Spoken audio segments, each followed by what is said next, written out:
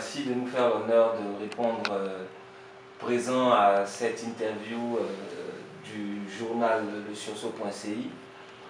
Aujourd'hui, on vous reçoit dans le cadre de nos rendez-vous mensuels, aujourd'hui qu'on aura bientôt. Ça sera un rendez-vous avec les internautes, où on aura des spécialistes, des politologues, des acteurs de la vie et du paysage politique ivoirien qui viendront comme ça décrypter un peu l'actualité et puis donner leurs avis et opinions sur plusieurs situations qui jalonneront le quotidien des Ivoiriens. Donc on vous remercie d'être venu. Si vous avez déjà un mot d'entrée, nous sommes tout oui. Alors déjà, je voudrais féliciter le Sursaut TV pour peu que cette démarche participe à l'éveil du débat démocratique en Côte d'Ivoire et partout en Afrique, dans le sens où il est invité, chaque citoyen à participer, à contribuer utilement avec ce qu'il sait, avec ce qu'il peut. Et laisser la parole exclusivement entre les mains du politique, ce serait dénaturer ou priver le débat démocratique de toute sa substance. Parce qu'en réalité, ceux qui vivent les incidences du pouvoir sont les citoyens.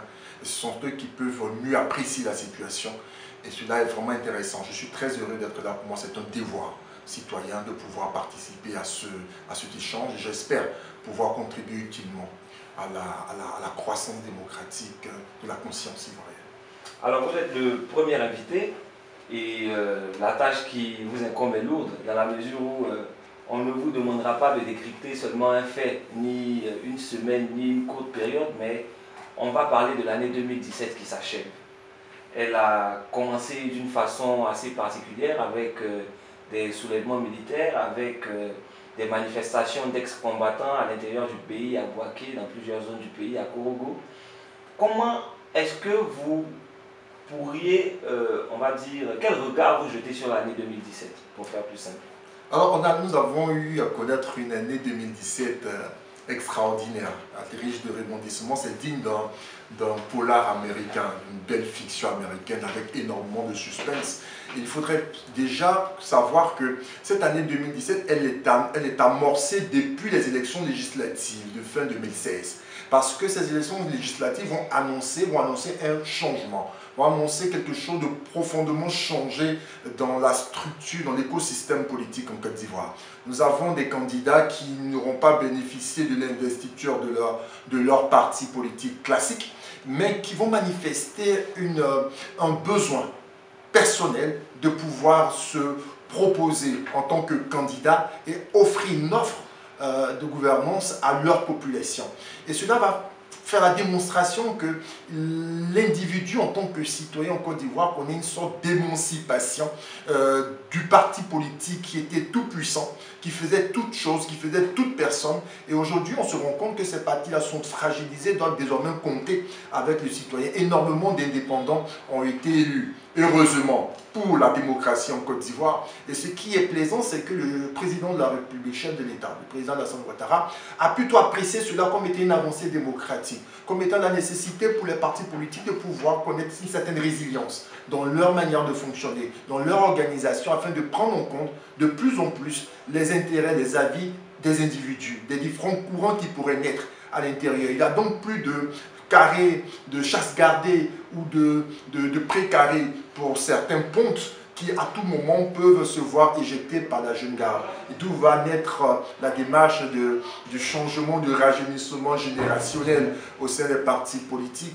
Et nous prévenons quiconque de dire que, attention, il ne faut pas confondre le jeunisme au renouvellement générationnel. Il faudrait que la nouvelle garde qui se présente et qui s'offre ainsi au peuple de Côte d'Ivoire propose de paradigmes nouveaux, une démarche nouvelle, un nouveau profil de gouvernance, de nouvelles offres de leadership afin de pouvoir véritablement faire évoluer, améliorer l'offre politique en Côte d'Ivoire. Alors, j'entends bien ce que vous dites quand vous parlez de avancée démocratique due au fait que des candidats indépendants aient pu entrer au Parlement sans avoir nécessairement l'assentiment de maisons politiques classiques. Mais est-ce qu'il n'y aurait pas un lien entre justement ce changement de paradigme politique et les soulèvements militaires qui ont pu jalonner le début de l'année 2017 jusqu'on va dire mi-2017? Est-ce qu'il n'y a pas finalement une corrélation entre entre ces deux événements-là? Ah oui, nous avons lu beaucoup de commentaires et qui relèvent du fantasme. Hein.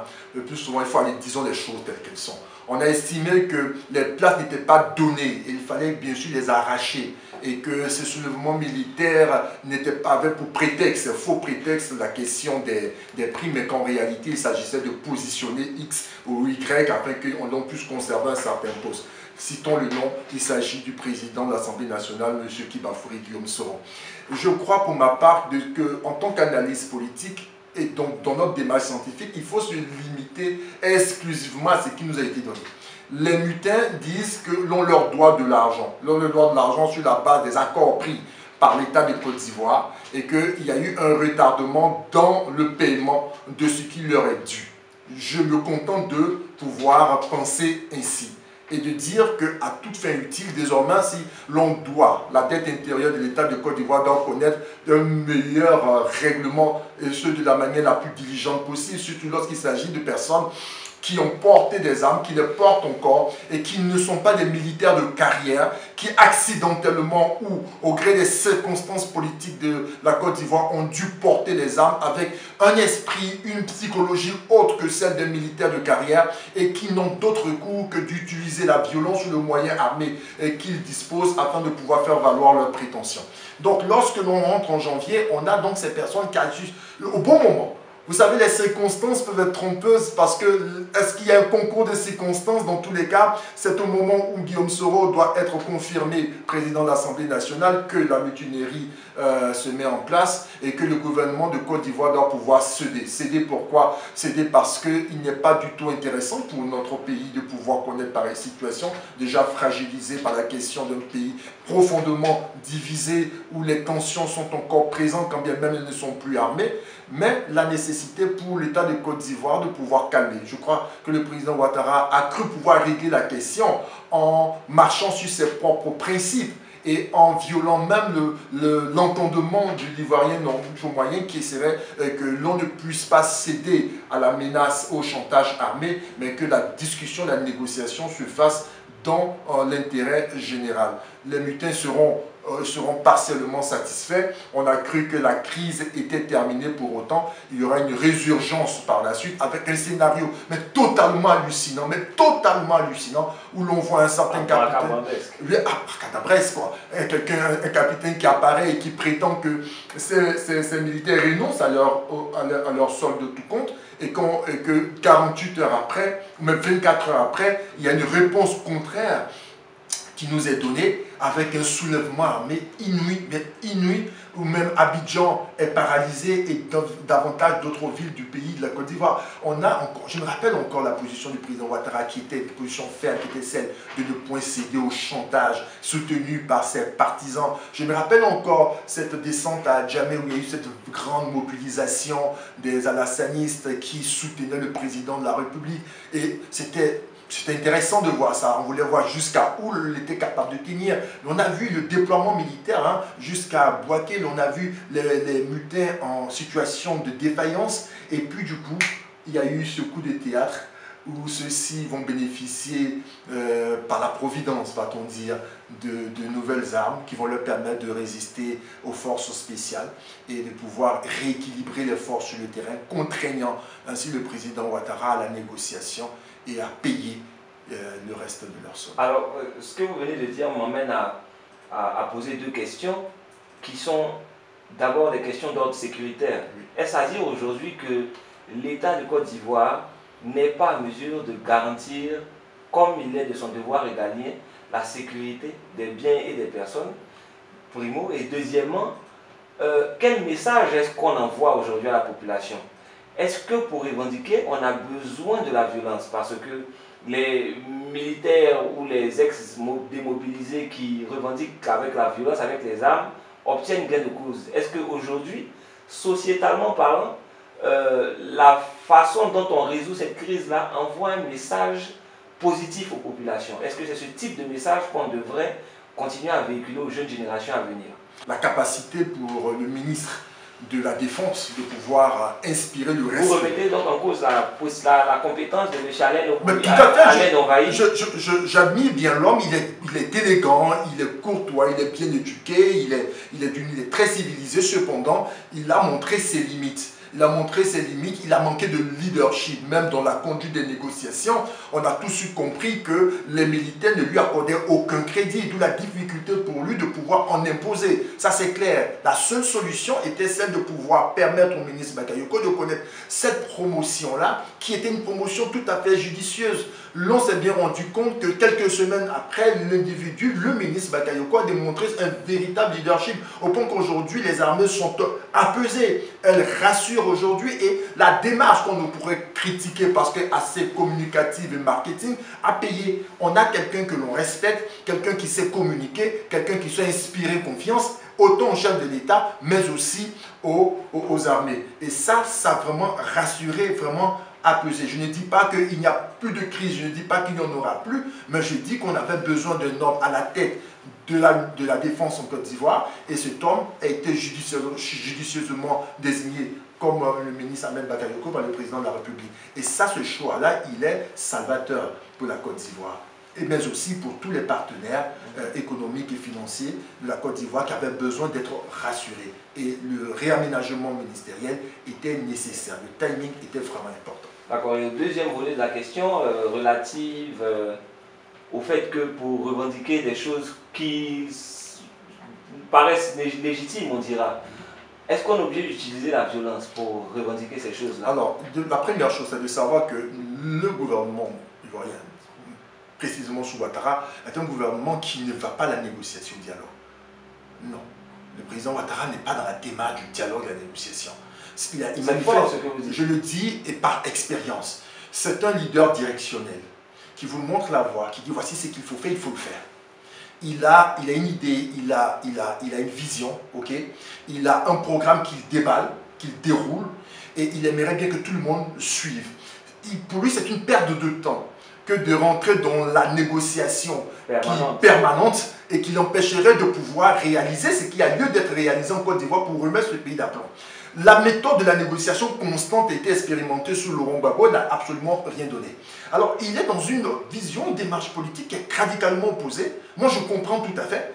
Il a des impératifs à réaliser parce qu'il a fait des promesses autant au peuple de Côte d'Ivoire qu'aux partenaires économiques qui nous prêtent de l'argent. Il a besoin d'aller le plus rapidement possible. Il fait le minimum de négociation. Alors, il n'est plus dans la négociation, non dans le dialogue. La négociation, c'est quoi? Différemment du dialogue. Le dialogue, c'est que lorsqu'on vous considère à égale valeur et que l'on est prêt à consentir à vos positions, vos opinions.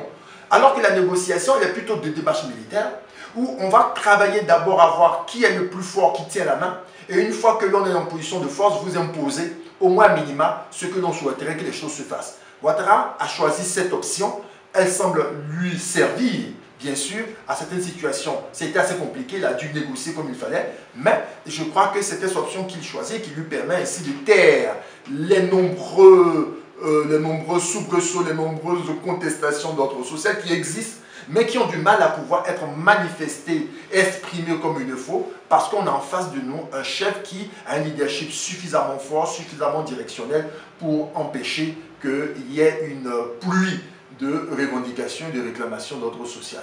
Les Ivoiriens retiennent quoi dessus? Ils retiennent qu'en Côte d'Ivoire, si tu veux obtenir quelque chose du gouvernement du président Ouattara, il faut te montrer 2 fois, 3 fois plus fort que lui, c'est-à-dire avoir soit des armes ou avoir soit des moyens de pression beaucoup plus impressionnants. C'est un mauvais message. Qui est un mauvais message qui a été annoncé, qui était mal. Cependant, l'individu a agi en termes de réel politique et il a dû faire ce qu'il pouvait faire au moment prévu. Est-ce que cela doit être continué? Nous disons non. Et nous pensons qu'il faut ouvrir la voie d'abord à un nouveau dialogue politique où il y a la considération des uns et des autres afin de pouvoir apaiser l'écosystème politique. Il faut pouvoir apaiser le front social, même si les gens ne parlent pas, cela ne veut pas dire qu'ils ne pensent pas, qu'ils ne murmurent pas, cela ne veut pas dire qu'ils n'ont pas d'opinion à eux. Il ne faut pas attendre que les choses se gâtent, n'est-ce pas, afin de pouvoir tenter d'apporter des solutions. Je crois qu'on peut concilier les deux en mettant un programme de dialogue social où progressivement, l'on va pouvoir diligenter, nous allons pouvoir parler, nous allons pouvoir parlementer avec les différentes catégories sociales afin d'apporter de manière ponctuelle des solutions à leurs problèmes. D'accord. J'entends bien quand vous dites que, je pense que vous saluez la magnanimité avec laquelle le président Ouattara arrive à gérer toutes ces situations complexes et compliquées, mais on ne peut pas se le cacher, un duel au sommet de l'État.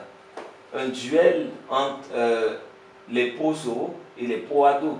Duel qui a coûté à plusieurs directeurs d'EPN, d'entreprises publiques nationales, leur poste. Duel qui a, pour d'aucuns, aurait maintenu le président de l'Assemblée nationale en exil, n'eût été l'intervention et la médiation de l'ex-président du Nigeria.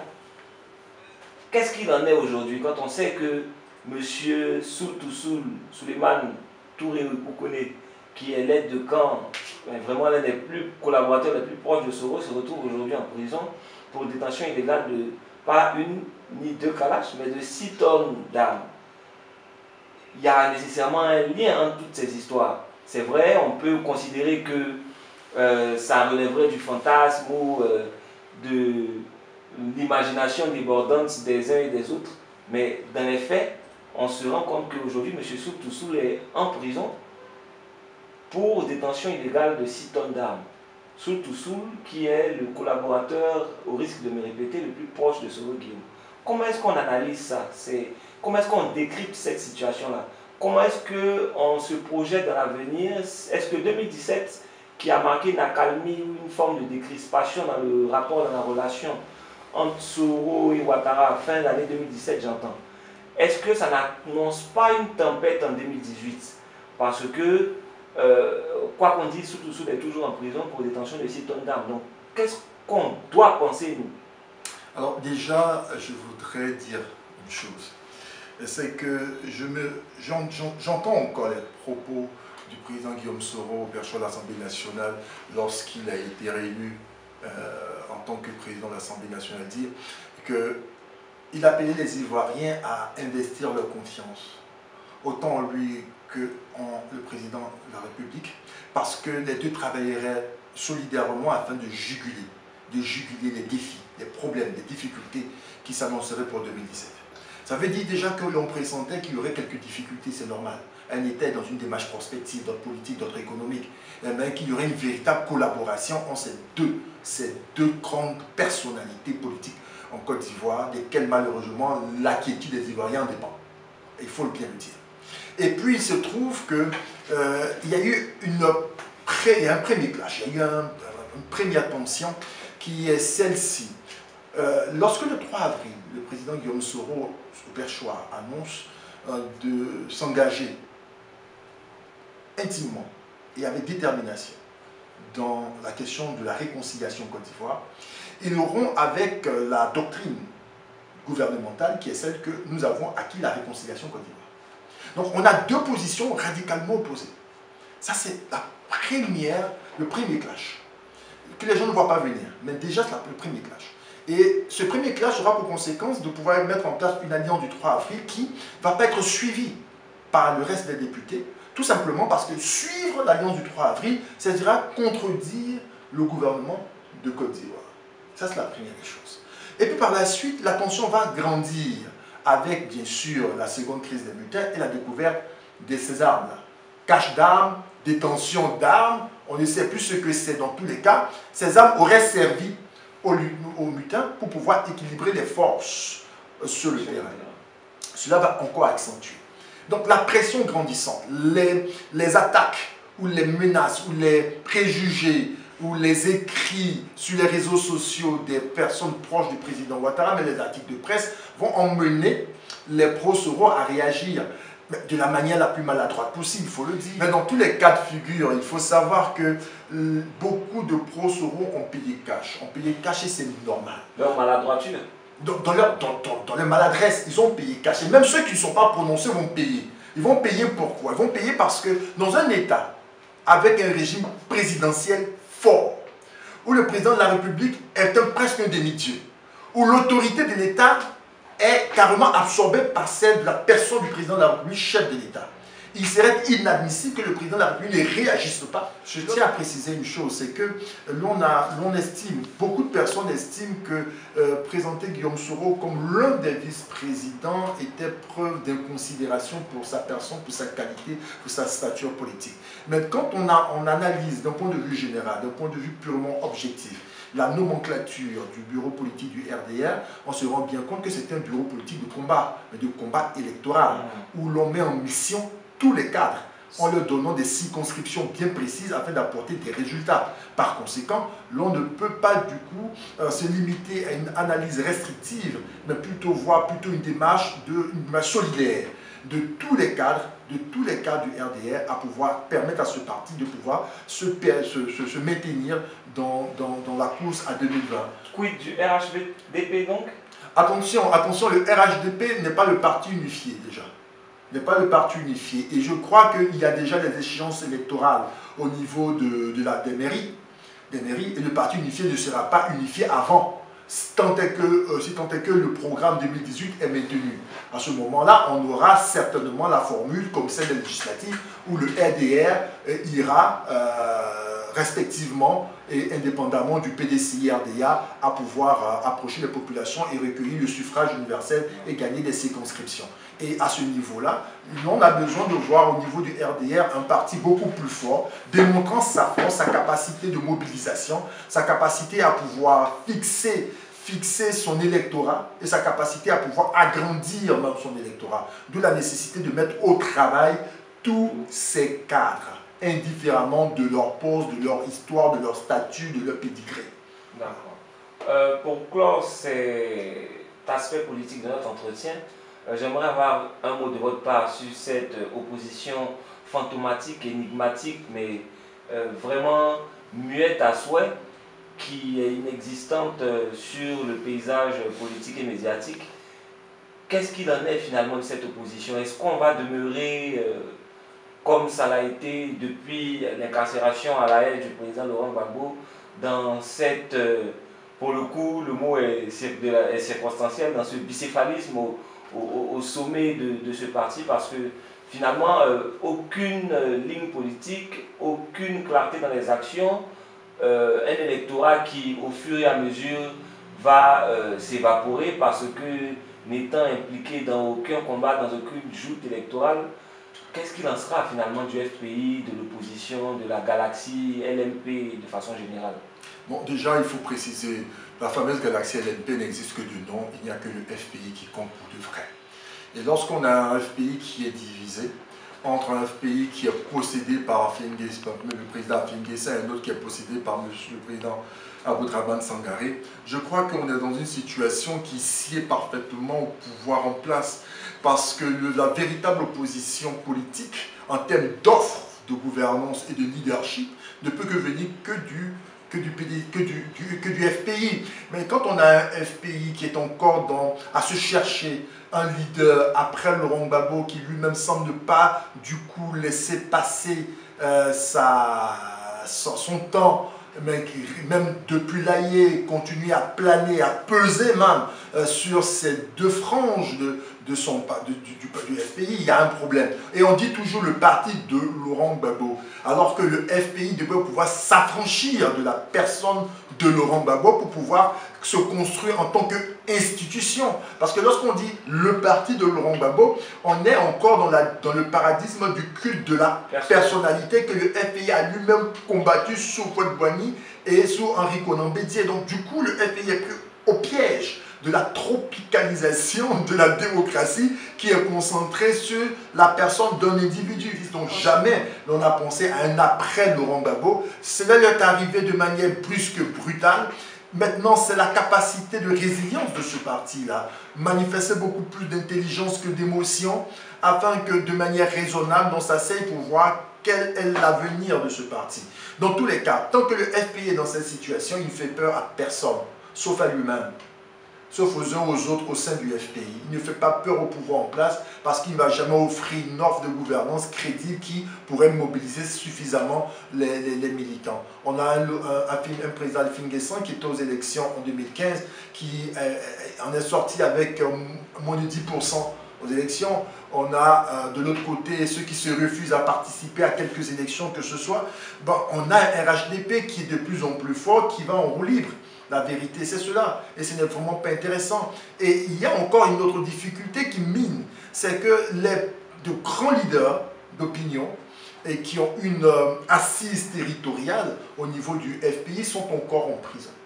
Pendant cette année 2017, l'on a travaillé à interpeller le gouvernement de Côte d'Ivoire pour que l'on puisse... Donc, le personnel politique du FPI Oui, beaucoup d'entre ceux qui constituent la crème du personnel politique du FPI se retrouvent en prison. Ça, il ne faut pas... C'est pas finalement ce qui est l'entrave ou le blocage ou le... Non, mais je crois pour ma part que le FPI avait cette spécificité-là de pouvoir former des cadres nouveaux. Est-ce que pendant qu'ils étaient au pouvoir, ils n'ont-ils pas pu le faire? Question. Est-ce que pour ceux qui ne sont pas en prison, il n'y a pas le leadership, la capacité, l'intelligence, mais aussi les énergies à pouvoir incarner un leadership nouveau afin de pouvoir faire démarrer cette machine qui est le FPI? Ça, c'est encore une autre question. Dans tous les cas de figure, il est important de se dire que la question des personnes prisonnières qui sont à la Macao, à Dabou, un peu partout en Côte d'Ivoire, pose un problème crucial. D'abord, il faut régler le premier point. Quel est leur statut? L'État de Côte d'Ivoire estime qu'il n'y a pas de prisonniers politiques. Ok, il n'y a pas de prisonniers politiques, mais cependant, quelle est leur situation? Depuis décembre 2017, les procès en assises ont démarré. Le premier pour le pays, c'était avec le cas de M. Hubert Olaï, qui est condamné à 20 ans de prison, mais sans qu'il y ait mandat de dépôt. Donc, par conséquent, il n'est pas en prison, il est en liberté. Okay? Jusqu'à ce que le procureur de la République décide à un moment donné, là, comme ça, peut-être d'humeur, de le ramener en prison. Il faut bien voir ce qui se passe. Il est important de pouvoir préciser que, la Côte d'Ivoire a besoin d'une opposition forte, intelligente, qui propose. Et le FPI doit pouvoir incarner cette opposition. Il n'y a rien qui pourrait remplacer le FPI au niveau de l'opposition politique. Et si le FPI reste divisé, à ce moment-là, il n'y aurait rien en face du RHDP. Parti unifié ou coalition, qu'importe, le RHDP fera la loi. Et s'il y a alternance, ça sera en interne. Or, pour la santé démocratique de la Côte d'Ivoire, il est important qu'il y ait une véritable alternance des idéologies politiques, afin que celles-ci puissent contribuer à apporter à la Côte d'Ivoire les solutions que l'une ou l'autre serait incapable de pouvoir lui apporter. C'est vraiment important. Je voudrais clore la chose ici. Pour moi, l'une des questions fondamentales pour 2017 est celle de savoir quel est l'état de la réconciliation en Côte d'Ivoire. C'est quoi? Parce qu'on a battu campagne, on a évoqué la question. Aujourd'hui, à la fin de cette année, qu'est-ce qu'il en est? Est-ce que les Ivoiriens sont pour autant réconciliés ou pas? Que faut-il faire pour 2018? Est-ce qu'il faut passer à un autre thème? Pour ma part, il n'a eu que Guillaume Soro pour croire la réconciliation. Il n'y a eu que lui. Même au sein de son propre camp, ça n'a pas bougé. Il y a eu des manifestations, des tensions pieuses sur les réseaux sociaux. Il y a eu quelques manifestations sportives pour le pardon de la réconciliation. Mais politiquement parlant, il n'y a pas eu cette démarche, ce déploiement qui aurait permis de pouvoir toucher au plus profond les populations, les institutions et pouvoir fédérer les forces vives de la nation. Est-ce qu'il faut continuer? Pour ma part, la question, elle est essentielle. Parce qu'il suffit de lire les commentaires, les publications sur les réseaux sociaux, voir comment est-ce que les gens s'invectivent pour se rendre compte que s'il y a réconciliation, elle est apparente. La réalité, c'est que les cœurs sont encore meurtris, les cœurs sont encore divisés et les Ivoiriens sont encore attachés, achalandés à leur leader politique qui n'attendent que d'eux un certain mot d'ordre. Et le mot d'ordre, ce serait de permettre aux Ivoiriens d'aller à l'apaisement, pour que, pour 2020, nous ayons une société apaisée qui nous offre, pour une fois, une première alternance politique, pacifique et démocratique.